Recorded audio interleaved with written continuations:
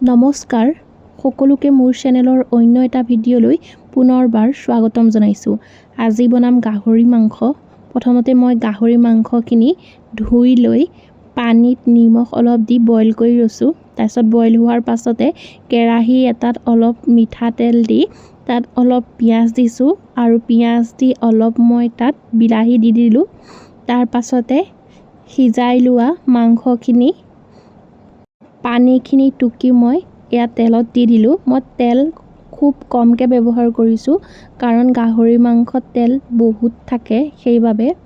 তাৰ পাছত ইয়াত মই অলপ হালধি দিছোঁ।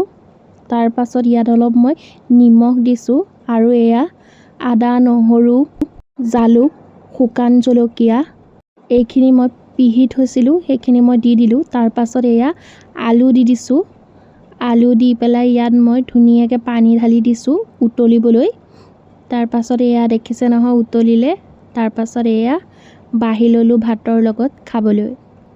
যদি মোৰ চেনেলটো প্ৰথমবাৰৰ বাবে ভিজিট কৰিছে তেনেহ'লে প্ৰথমতে চেনেলটো ছাবস্ক্ৰাইব কৰি ল'ব, লাইক কৰিব, কমেণ্ট কৰিব আৰু কেনেকুৱা ধৰণৰ ভিডিঅ' লাগে কমেণ্ট ছেকশ্যনত কমেণ্ট কৰি জনাব। ধন্যবাদ।